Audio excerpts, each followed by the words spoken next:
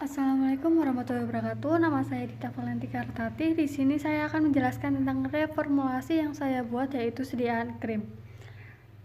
Krim adalah sediaan padat yang mengandung satu atau lebih bahan obat terlarut dalam bahan dasar yang sesuai. Istilah ini secara tradisional telah digunakan untuk sediaan setengah padat yang mempunyai konsistensi relatif cair yang diformulasikan sebagai emulsi air dalam minyak atau minyak dalam air.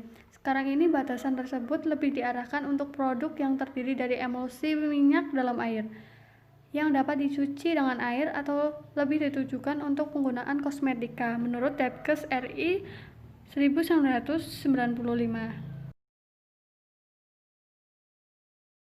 Kemudian selanjutnya ada dua tipe krim, yaitu tipe minyak dalam air. Krim minyak dalam air atau finishing cream yang digunakan melalui kulit akan hilang tanpa bekas. Pembuatan krim minyak dalam air sering menggunakan zat pengemulsi campuran dari surfaktan jenis lemak yang amphiphil, yang umumnya merupakan rantai panjang alkohol, walaupun untuk beberapa sediaan kosmetik pemakaian asam lemak lebih populer. Contohnya yaitu finishing cream.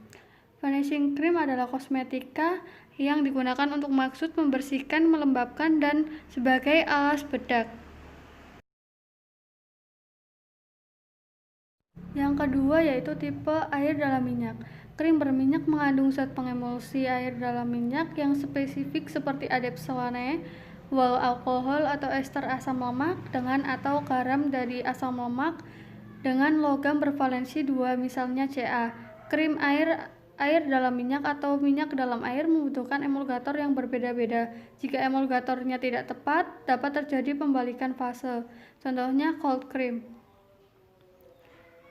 Cold cream adalah sediaan kosmetika yang digunakan untuk maksud memberikan rasa dingin dan nyaman pada kulit sebagai krim pembersih berwarna putih dan bebas dari butiran.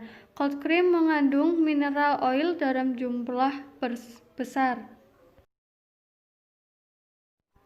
Selanjutnya yaitu kelebihan dan kekurangan sediaan krim.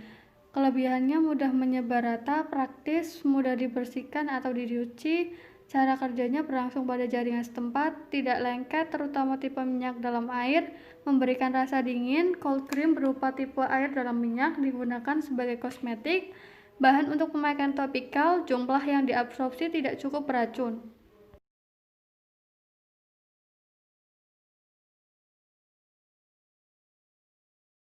Selanjutnya yaitu kekurangan sediaan krim. Susah dalam pembuatannya karena pembuatan krim harus dalam keadaan panas. Mudah pecah disebabkan dalam pembuatan formula tidak pas. Mudah kering dan mudah rusak, khususnya tipe air dalam minyak karena terganggu sistem campuran, terutama disebabkan oleh perubahan suhu dan perubahan komposisi disebabkan penambahan salah satu fase secara berlebihan. Adapun syarat-syarat dasar krim yang baik yaitu tidak toksik, stabil secara fisik dan kimia, mudah dioleskan, lunak, dan mudah mencair pada suhu tubuh, pH sama dengan pH kulit, mudah dicuci, tidak bereaksi dengan zat aktif, kemampuan melepaskan zat berkhasiat. Berikut ini adalah formulasi baku yang saya ambil dari jurnal formulasi krim ekstrak etanol daun kirinyu sebagai antiinflamasi. Dalam formula jurnal tersebut hanya ada satu formula seperti formula yang saya jabarkan setelah ini. Nah, alasan penelitian ini yaitu untuk mengetahui aktivitas antiinflamasi dari krim daun kirinyu tersebut dan diuji dengan menggunakan metode pembentukan kantong granuloma dengan parameter pengukuran volume radang dan jumlah leukosit. Ini adalah formulasi bakunya: ekstrak daun kirinyu sebagai zat aktif, asam astearat sebagai emulgator, gliserin sebagai solvent humektan, natrium tetaborat sebagai pengemulsi antimikroba, TH sebagai surfaktan atau emulgator, nipagin pengawet, nipasol pengawet, dan akuade sebagai pelarut.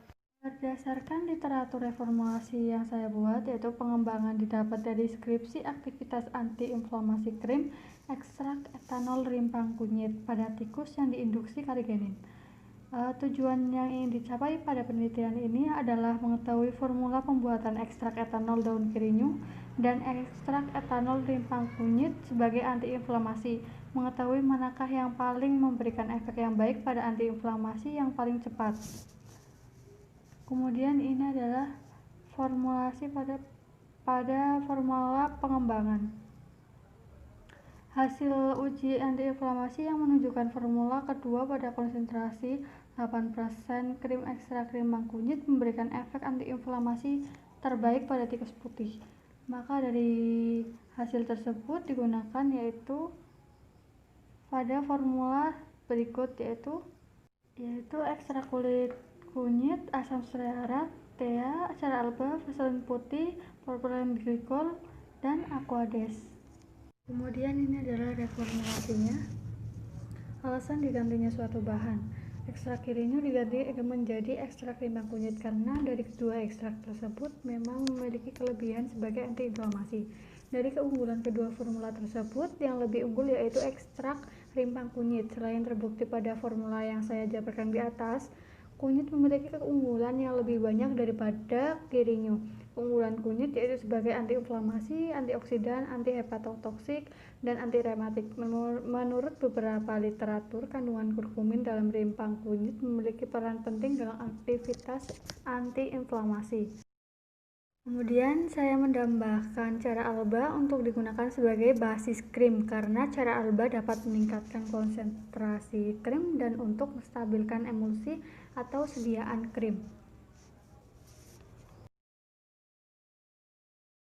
Kemudian saya menambahkan propilen glikol karena dalam formulasi baku terdapat gliserin. Jadi saya menambahkan propilen glikol karena gliserin dapat membantu menjaga kelembapan pada kulit karena daya gugus hidroksil yang tinggi yang dapat mengikat dan menahan air. Gliserin juga merupakan bahan pelembab yang baik untuk kulit dan dapat meningkatkan daya sebar krim dan lotion. Gliserin menyebabkan rasa berat dan teki sehingga untuk menutupi hal tersebut penggunaan gliserin sebagai humektan perlu dikombinasikan dengan humektan lain. Propilen glikol memiliki sifat kelarutan yang bagus karena lebih larut lipid daripada gliserin, sehingga propilen glikol memiliki permeasi yang bagus ke dalam stratum corneum. Penggunaan kombinasi gliserin dan propilen glikol secara bersamaan didasarkan pada kenyataan bahwa gliserin mempunyai viskositas yang rendah, namun gliserin memberikan efek kelembutan sehingga nyaman digunakan. Sedangkan propilen glikol memiliki viskositas yang lebih tinggi namun kurang nyaman dalam aplikasinya karena pengaruh rasa lengket saat digunakan.